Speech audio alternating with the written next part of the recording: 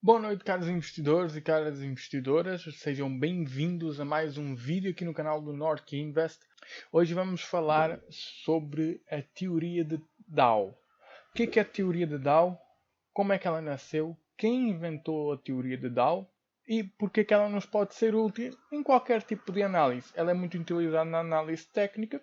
Mas antes de começarmos o vídeo, não se esqueçam de clicar aqui embaixo no gostei, se inscrevam no canal e compartilhem, tá? Desse jeito vocês estão a ajudar imensamente o canal. Tem um testemunho lá no meu stories, para quem não viu, quer dizer, agora já se viu, né? De uma pessoa que graças aos vídeos que eu tenho no canal, mesmo que sejam poucos, conseguiu ter uma aprovação numa prova da Ambima, tá? Então isso fortalece e quando a pessoa falou aquilo eu fiquei extremamente feliz e me motivou ainda mais a continuar a produzir vídeos de qualidade, porque é o que eu quero aqui. Eu não quero enganar ninguém, eu quero apenas compartilhar o conhecimento com vocês, um conhecimento de qualidade. Tá? E é isso que a gente vai fazer hoje na teoria de Dow. A teoria de Dow tem vários vídeos aí que explicam, que falam, mas talvez que não falem tanto como eu vou falar aqui. Vou-vos falar todos os princípios da teoria de Dow, mesmo aqueles que já não podem ser mais utilizados, por exemplo, aqui no Brasil, tá? Então, vamos lá passar ao vídeo e dessa vez temos um PDF também, o link está na descrição para download e vamos então passar aqui à nossa tela do monitor para vermos o PowerPoint. Ora então, temos aqui nosso PowerPoint. A teoria de Dow é composta por 9 princípios. Vamos ver cada um deles aqui e vamos ver alguns exemplos também, tá? Então vamos lá. A teoria de Dow foi criada por Charles Dow. É uma teoria que ficou conhecida após a sua morte. Porque Dow foi um dos fundadores do Dow Jones Financial News, que era um jornal de negócios da época. A teoria foi disseminada em 1902, após a sua morte, por um homem chamado William Hamilton, o seu sucessor como editor no The Wall Street Journal. Tá? Então vocês podem ver que Charles Dow não foi qualquer um. Ok? E ela é a base de toda a análise técnica. Vocês vão entender o porquê que ela é a base de toda a análise técnica, porque ela é o princípio de tudo. Okay? Primeiro princípio, para Charles Dow, o mercado tem 3 tendências: tendência primária, tendência secundária e tendência terciária. A tendência primária é uma tendência que para Charles Dow dura no mínimo um ano, ou seja, é aquela tendência gigantesca. É aquela tendência que mostra realmente para onde é que o mercado, a ação, o índice, o que quer que seja, está indo. Tá? Ela dura no mínimo um ano e ela tem um grande espaçamento entre o seu topo e o seu fundo. Tá? Na tendência secundária, ela tem uma duração menorzinha, durante 3 semanas e 3 meses. A tendência secundária é pequenas correções e oscilações da tendência primária. Nós sabemos que o gráfico, por mais que seja tendencional, ele tem sempre algum tipo de correção, não é? E ela dá uma pequena pausa na tendência primária. Só isso, ela não inverte a tendência primária. E por fim temos a tendência terciária. A tendência terciária dura menos de 3 semanas. Ela é definida por pequenas oscilações, ou seja, ela é uma tendência dentro da tendência secundária e é a única que pode ser influenciada por grupos de grandes investidores. Tá? Espero ter entendido as 3 tendências do mercado de Charles Dow. Pronto, para vos explicar melhor temos aqui isso. A linha azul é a tendência primária. Vocês podem ver que ela vai na mesma linha ali e não sofre nenhum tipo de reversão, nenhum tipo de reajuste. Na tendência secundária, que é a linha verde, vocês já conseguem ver que dentro da tendência primária tem umas linhas fazendo zigue-zague. Essas são as ditas correções e pausas momentâneas na tendência, porque dentro da tendência primária nós conseguimos ver umas tendências de queda. Por exemplo, nesse caso é uma tendência de alta, nós conseguimos ver umas tendências de queda ali, são as tendências secundárias. E a preto temos a tendência terciária, que conseguimos ver que dentro da tendência de secundária, que já tem alguns movimentos contrários à tendência primária, na tendência terciária temos ainda mais movimentos de correção e a continuação dos movimentos. Então conseguimos ver aqui que o gráfico, ele, mesmo que seja numa tendência, ele vai ter sempre correções e confirmações, correções, confirmações, correções, confirmações, e assim é constituído o gráfico. Se fosse uma linha só, seria fácil operar. Seria quando a linha inclinasse ao contrário, a gente entraria, por exemplo, vendido. Quando a linha inclinasse para cima, a gente já sabia que ele ia pegar uma tendência de alta e ir embora.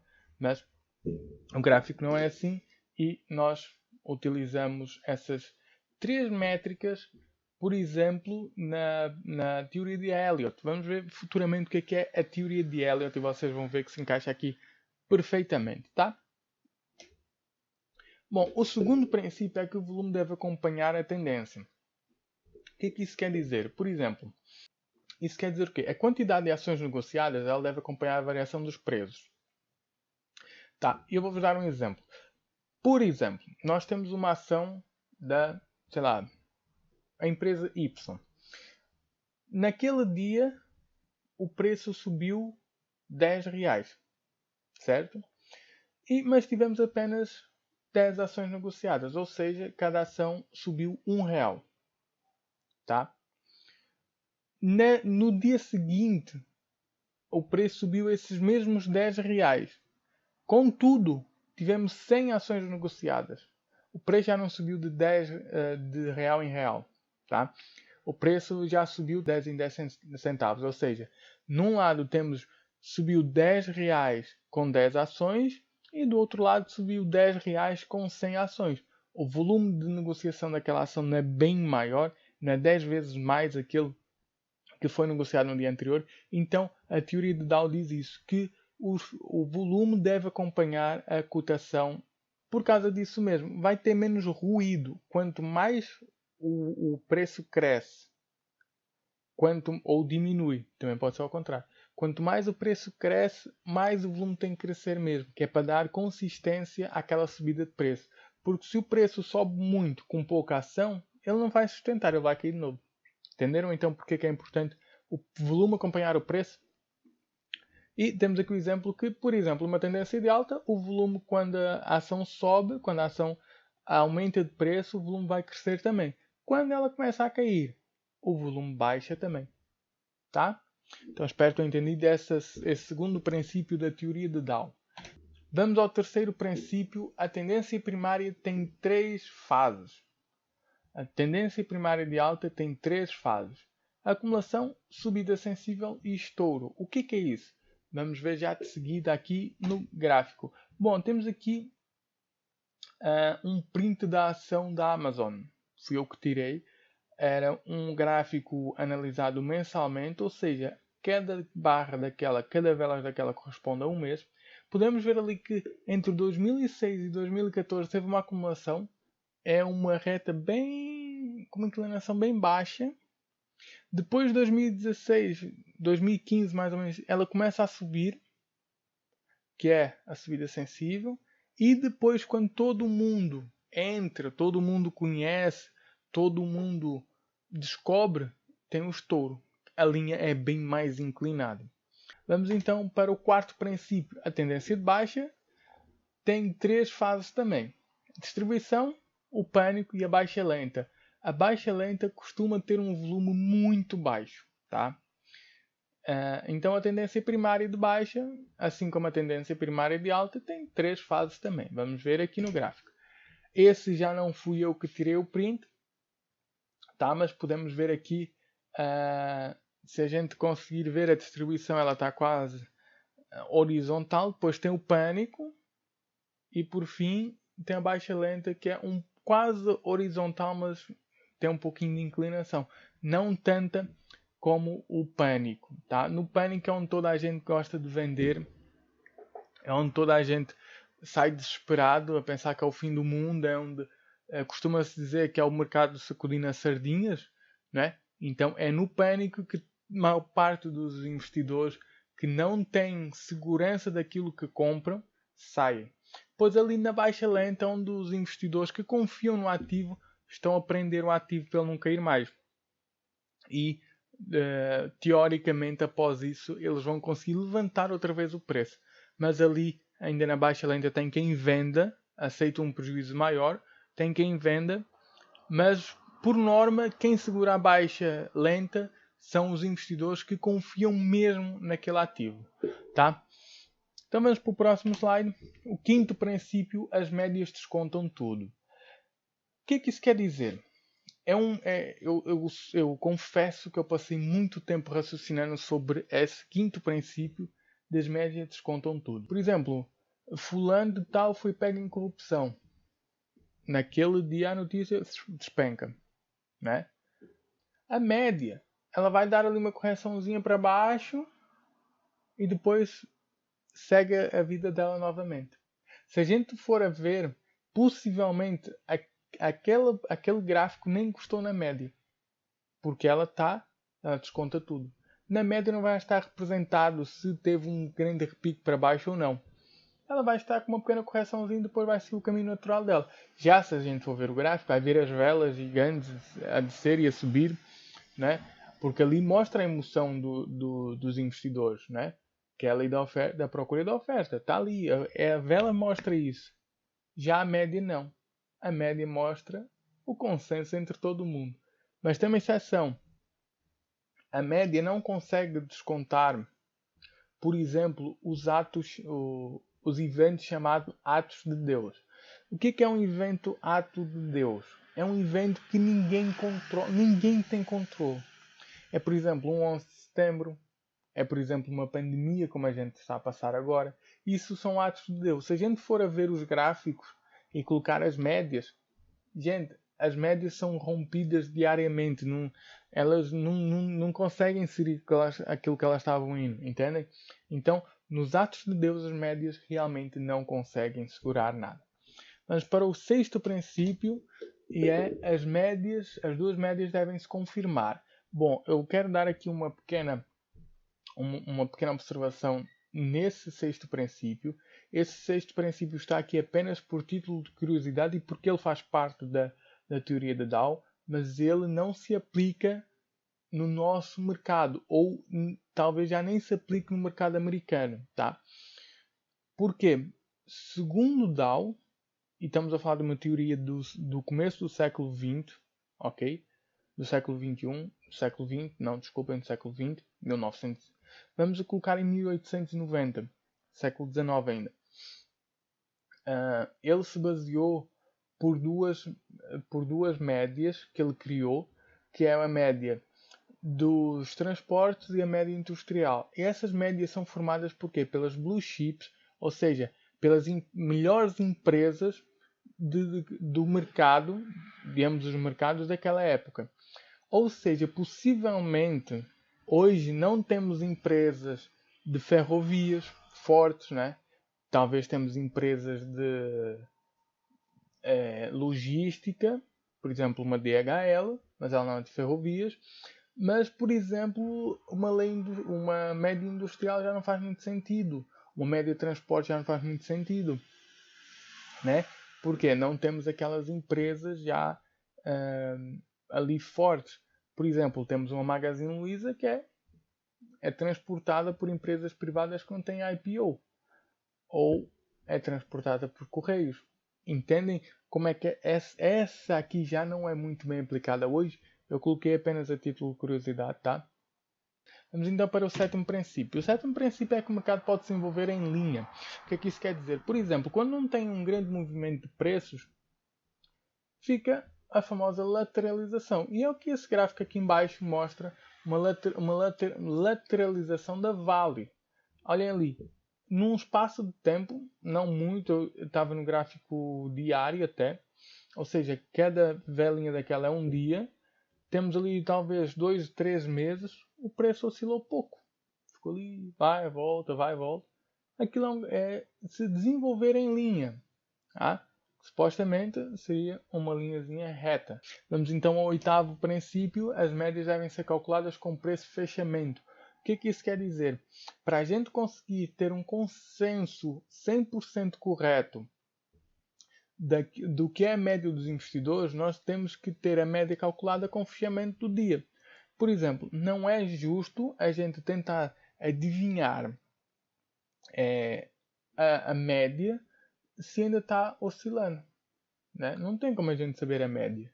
Então, se a gente for fazer uma análise em que seja, por exemplo, na máxima do dia, não vai dizer se, por exemplo, o que eu quero dizer? Imaginem, tem um momento em que os ursos estão dormindo. Os ursos só costumam acordar às 11 horas da manhã ou 1 hora da tarde. A manhã é toda controlada pelos touros, né? Ou seja, o preço está sempre explodindo. Só que ele atinge a máxima de 11 reais. Vamos imaginar, uma ação atingiu a máxima de 11 reais. Mas quando os ursos acordam, a ação bate, sei lá, 6 reais. Aí fica aquela briga ali e a ação fecha a 8. Se for pelo preço da máxima diária, o nosso preço está a 11. Mas o fechamento dele foi a 8. Né? Viram a diferença? São diferença de 3 reais ali. Pode dar muito ruído isso, ok? Então, as médias devem ser sempre calculadas com preço de fechamento. Obviamente ele aqui está a falar das médias daquele princípio ali atrás que eu falei, das ferrovias, do transporte e da indústria, essas médias que ele está a falar. Mas nós podemos aplicar aqui outras médias, como por exemplo a média de 20 períodos, a média de 200 períodos, né, que o pessoal costuma usar muito, mas sempre com preço de fechamento. Espero que tenham entendido isso aqui. Vamos então para o 9º princípio. A tendência está ativa até que haja sinais do contrário. Mas é lógico. É lógico e não é lógico. Por quê? Por mais que pareça lógico e racional, tem pessoas que veem sinais em que a tendência está a reverter, mas elas continuam a entrar a favor da tendência. Não seria lógico a gente ver que a tendência está a reverter? Por que as pessoas entram ainda a favor da tendência? Assim como tem o contrário. As pessoas entram contra a tendência quando ela mostra que vai continuar. Não é lógico? Mas as pessoas fazem o contrário. Então, até que haja algum sinal de reversão, seja uma lateralização, seja sei lá o quê, ok? Normalmente a lateralização ela começa a mostrar que alguma coisa já está diferente. Até que isso aconteça, ou melhor, quando isso acontecer, é para não entrar, não comprarmos o ativo, pode ser fundo, pode ser título, pode ser o que for, a favor da tendência que estava antes. Porque aquela lateralização ali pode estar a dizer assim, por exemplo, vamos imaginar um gráfico em queda. O gráfico cai, chega ali e lateraliza. Quer dizer o quê? Opa, os ursos, ou seja, os vendedores perderam força. Os compradores estão a equilibrar ali a força. Ou seja, vai subir. Os vendedores até aqui ganhavam. Se aqui eles encontraram uma barreira, é porque daqui para baixo os ursos são fortes. Os touros são fortes. Ou seja, eles vão começar a bater mais e mais e mais e vão crescer o número de touros, vai empurrar o preço para cima. Então, no princípio, até que haja um sinal de reversão, a tendência está ativa. Okay? Se a tendência está caindo e não mostra uma reversão, ela vai continuar caindo. Se ela estiver caindo e mostrar um sinal de reversão, é porque ela vai reverter, tá? E por último, temos aqui as críticas sobre a teoria de Dow. Nem tudo é perfeito nessa teoria. Essas 3 tópicos que eu tenho aqui, eles se resumem em um. Aquela é tardia. Ela faz com que os investidores percam muito tempo e muita margem de lucro. Até esperar se a tendência realmente é aquilo. Até esperar, até analisar quando é que terminou, quando é que vai começar outra. Então ela é tardia. Agora a questão que não quer calar, como é que a gente pode usar a teoria de Dow na análise fundamentalista? Bom, se a gente for comprar um ativo, colocar o gráfico em ponto grande, não precisa ser em candle, pode ser em barra, pode ser um gráfico ponto e figura, pode ser um gráfico de linha, não precisa ser um gráfico de candles, como aquele que eu mostrei até aqui. E botarmos a escala anual, a gente vai ver a tendência primária. Por exemplo, a gente quer comprar uma ação. Aí vemos os fundamentos, vemos tudo.